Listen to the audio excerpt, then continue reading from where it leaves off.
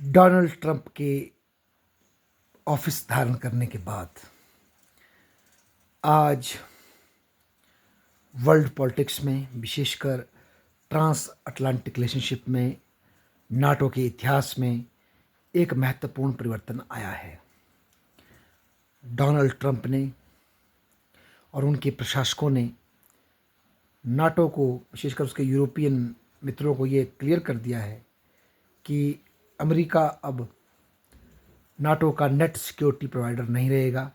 जो बात पहले भी ट्रंप ने अपने फर्स्ट रूल में भी कही थी, पर इफ़ेक्टिवली कह दी है कि हम इसका जो लिटमस टेस्ट है इस टाइम यूक्रेन की वॉर, हम उससे विड्रॉ कर रहे हैं।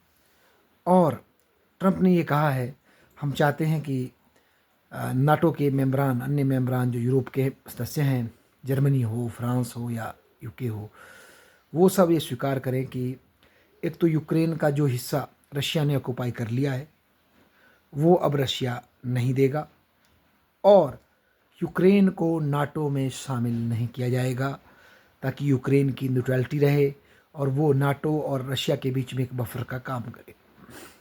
ये बात रशिया पहले से कह रहा था। एक वक्त रशिया और यूक्रेन की समझौता होने वाला था टर्की के थ्रू, पर उसको फिर उस समय के बाइडन एडमिनिस्ट्रेशन ने वीटो कर दिया, क्योंकि बाइडन एडमिनिस्ट्रेशन का ये मानना था कि हम वॉर लड़ सकते हैं और शायद रशिया को हरा भी सकते हैं। तो फिर जेलेंस्की उस टेबल टॉक से पीछे हट गए और उसके कॉन्सिक्वेंस में आज हम वॉर देख रहे हैं। पर ट्रंप के आने के बाद ट्रंप ने यह स्पष्ट कर दिया है कि हम यूरोप के इस फंडे में नहीं पड़ेंगे। हम रशिया से अच्छे संबंध चाहते हैं, क्योंकि उनका ये मानना है, ट्रंप एडमिनिस्ट्रेशन का, और एक बहुत समय से अमेरिका में स्ट्रेटेजिक थिंकिंग चल रही है कि अमेरिका का रियल कॉन्फ्लिक्ट ईस्ट एशिया में है, चाइना के साथ है, ना कि रशिया के साथ। क्योंकि रशिया के साथ, विज़ रशिया के साथ यूएस के कोई ऐसे स्ट्रेटेजिक इंटरेस्ट क्लैश नहीं हो रहे हैं। हम उनके साथ एग्जिस्ट करने का एक रास्ता निकाल सकते हैं और हो सके तो रशिया को अपनी तरफ भी मोल्ड कर सकते हैं। ये ऐसा हमारे डोनाल्ड ट्रंप एडमिनिस्ट्रेशन मानता है और बहुत सी स्ट्रेटजिक थिंकिंग ये बात मानती है, जो कि डेमोक्रेट की थिंकिंग से बरखिलाफ है। और मोर ओवर ये यूएस में जो एक वॉर इकोनॉमी से जो प्रॉफिट करने की जो एक व्यवस्था है, उसके खिलाफ भी ट्रंप ने आवाज़ उठाई है, उसके लोगों ने आवाज़ उठाई है कि यूक्रेन की वार से असल में रिच कौन हुए अमेरिका में?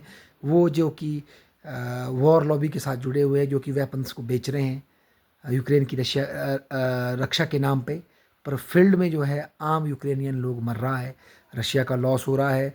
तो हमें शांति की ज़रूरत है और इसके लिए हमें प्रयास करना है, ऐसा डोनाल्ड ट्रंप ने कहा है।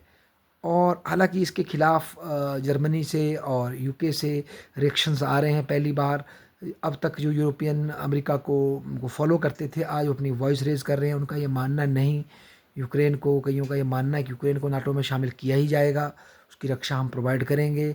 अब ये तो वक्त बताएगा कि ये किस तरह से ट्रांसफॉर्म होता है। परंतु अमेरिका अगर नाटो से विड्रॉ करती है, विशेषकर यूरोपियन कॉन्टेक्स्ट में, तो फिर यूरोपियन कंट्रीज़ को टुगेदर कोई अल्टरनेट खड़ा करना पड़ेगा। पर वो इतना सरल नहीं होगा, क्योंकि अब तक का जो नाटो का जो मेन स्तंभ है वो अमेरिका ही रहा है। और अमेरिका ने बेसिकली कोल्ड वॉर के बाद भी रशिया की इंसर्कलमेंट की पॉलिसी दबे छुपे खुले आंखों से शुरू करके रखी थी। उनका ये मानना था कि हम रशिया को बिल्कुल ग्रेजुअली, बिल्कुल उसके सारे जो एलीज हैं उनको ध्वस्त करेंगे और रशिया को भी बिल्कुल कदमों पे ला देंगे। और आज इस बात का उद्घाटन, जो जो सीक्रेट डॉक्यूमेंट्स रशिया अमेरिका से लीक हो रहे हैं, उनसे पता लग रहा है। जेफरी सैच जो फॉर्मर इकोनॉमिस्ट है, वो खुल के बता रहे हैं कि ऐसा है। अमेरिका ने कॉन्शियसली बिल क्लिंटन के टाइम से ग्रेजुअली आगे बढ़ते गए, कलर रेवोल्यूशन करते गए और रशिया की जो फ्रेंडली रिजीम थी वहाँ चेंज करते गए, और लास्ट में यूक्रेन में भी जाके घुसे। इवन जब यूक्रेन के साथ समझौता हो रहा था तो भी वहाँ जाकर हमने इंटरफेयर किया ताकि वॉर हो। तो आज ये रिलेशन बढ़ी है और अब ऐसा लग रहा है कि अगर ट्रंप यूरोपियन कंट्रीज़ को साथ लेने में कामयाब नहीं हुए तो युद्ध तो बढ़ रहा है। और संभावना ये लग रही है कि रशिया जो है और अधिक यूक्रेन का इलाका कैप्चर कर लेगा, और उसके बाद जब नेगोशिएशन करनी पड़ेगी तो शायद रशिया से वो इलाका छुड़ाना भी उतना सरल ना हो, रशिया उसको छोड़ने में भी आनाकानी करे।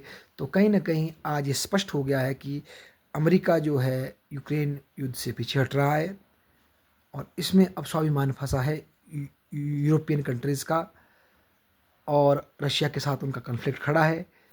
नाटो के एक्सपेंशन को अमेरिका ने ना कर दिया है।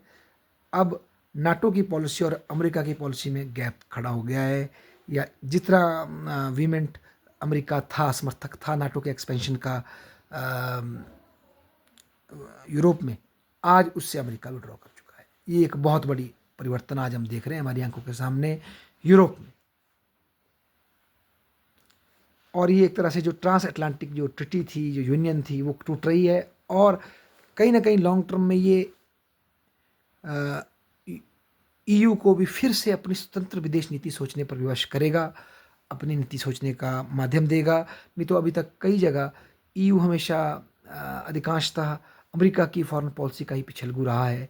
कुछ इंस्टांसेस को छोड़ने, चाहे वो इराक वॉर हो या कोई ईरान के साथ कोई पीस डील हो, पर नंदलेस ईयू जो है बैकफुट पे रहा है। अब शायद हो सकता है कि ईयू अपनी separate security and foreign policy की तरफ कोशिश करे, और शायद ये लॉन्ग टर्म में विश्व के पॉलिटिक्स के लिए भी अच्छा होगा। ये एक नई मल्टीपोलरिटी को जन्म देगा, और शायद जो कोल्ड वॉर से लेकर के आज तक जो यूरोप बटा हुआ है ईस्ट और वेस्ट यूरोप के नाम पे, क्या पता उनके बीच में भी नए ब्रिजेस बिल्ड हों। डेफिनेटली वो डेमोक्रेसी के नाम पे नहीं होंगे, वो म्यूचुअल को एग्जिस्टेंस के नाम पे हो सकते हैं। अगर रशिया के साथ वेस्टर्न यूरोप की कंट्रीज़ मॉडल्स विवेंडी डेवलप कर लेती हैं, जीने का तरीका विकसित कर लेती हैं, तो एक नया माध्यम खड़ा होगा। और इसके लिए इम्पेटस तो आ गया, क्योंकि जो एक अमेरिका की शय होनी थी, अमेरिका का जो बैकिंग होनी थी, वो अब ख़त्म हो चुकी है।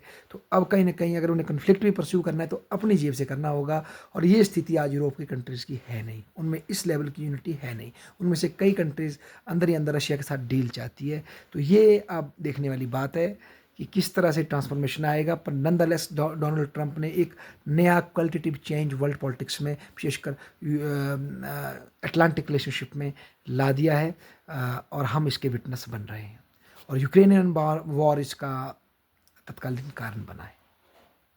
धन्यवाद।